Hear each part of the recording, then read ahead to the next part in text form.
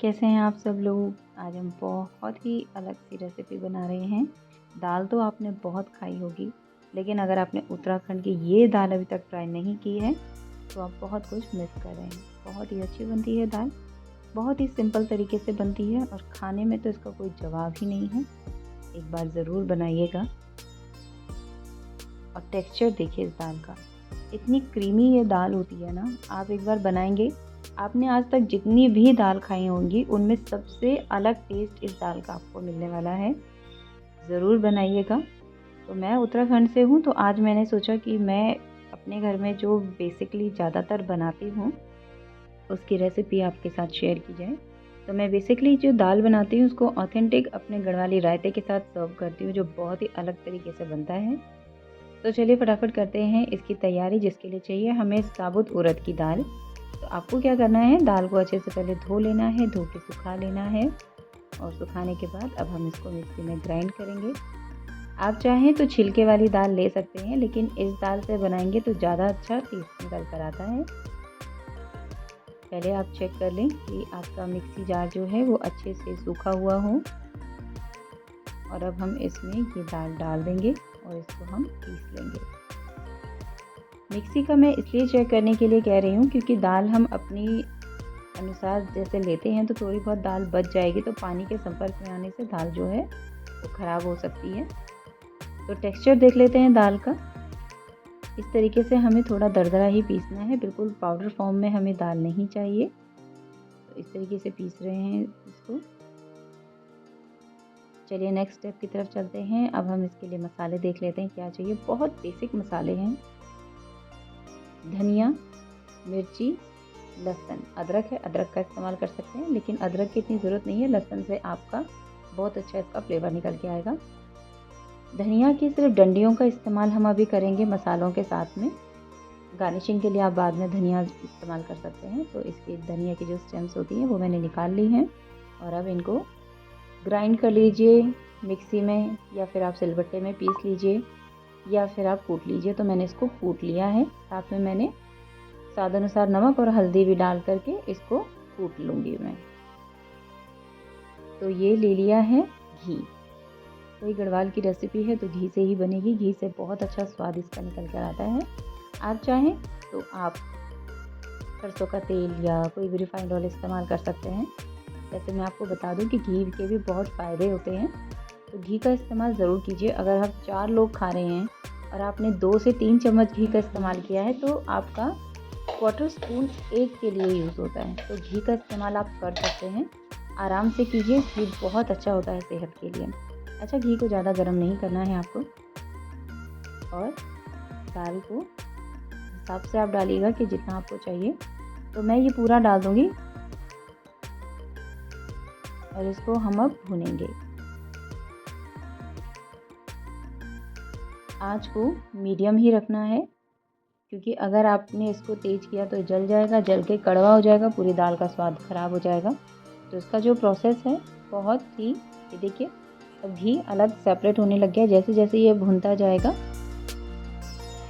तो ये सेपरेट घी को करता जाएगा। ये देखिए दाल फूलने लग गई है। अब देखिए हल्का सा ब्राउन कलर आ गया है दाल में। थोड़ी देर इसको और भूनिएगा, क्योंकि जो इसका भूनना होता है ना वो दाल के स्वाद को इन्हांस करता है, बहुत बढ़ा देता है। कलर भी बहुत अच्छा निकल कर आएगा इससे। तो देखने में आपको लग रहा होगा यार क्या इतना इजी है, ये कैसे बन रहा है, लेकिन आप एक बार जब ये दाल खाएंगे ना आप उंगलियां चाटते रह जाएंगे। तो इस तरीके से ये देखिए अब काफ़ी ब्राउन हो चुका है ये। तो अब इस स्टेज पर आप कितने प्याज काट के जो रखे होंगे तो वो प्याज आप इसमें डाल लीजिए।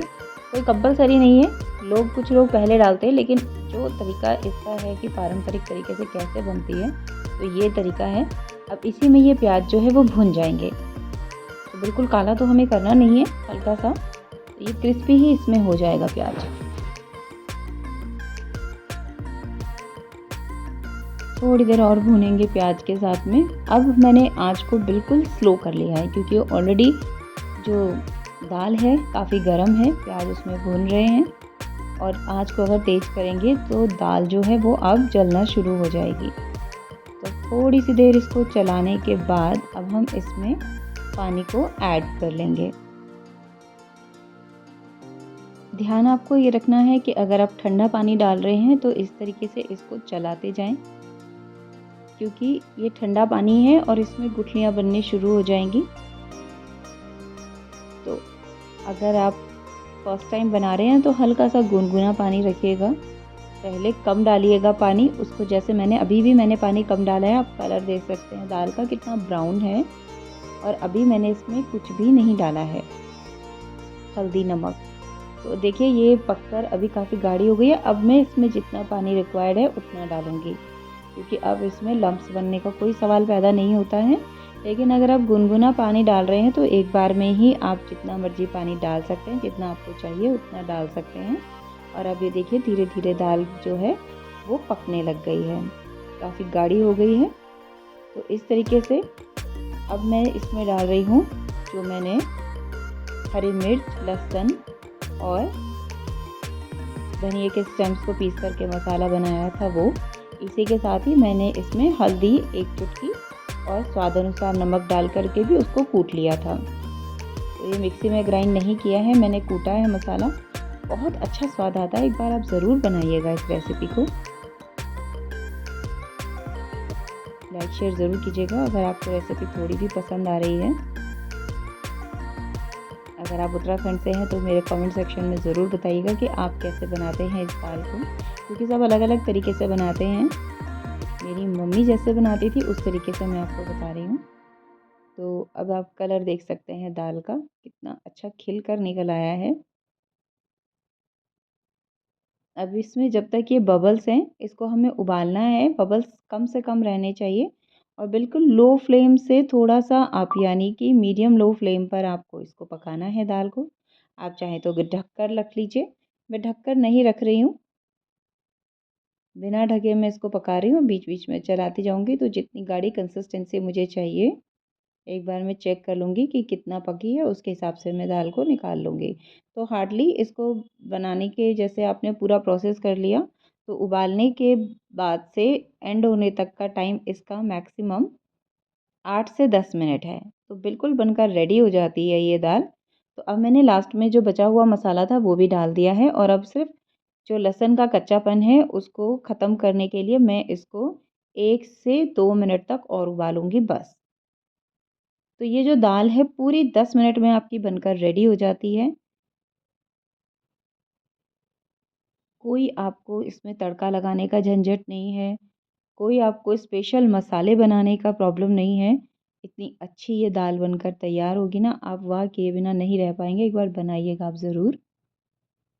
और अब आप देख सकते हैं दाल में अच्छा सा बॉयल आ गया है, और अब दाल की फ्लेम को मैं कर लूँगी ऑफ़। और फ्लेम ऑफ़ करने के बाद इसको कर लेंगे हम धनिया पत्ता के साथ गार्निश।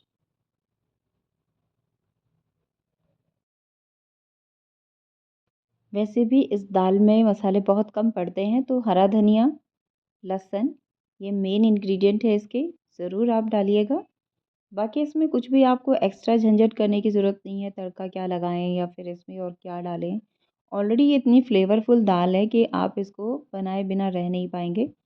तो मैं है ना इसको जो सर्व करूँगी वो करूँगी पहाड़ी रायते के साथ में, जिसकी रेसिपी भी मैं जल्दी ही आपके साथ शेयर करूँगी। बहुत अलग तरीके से बनती है।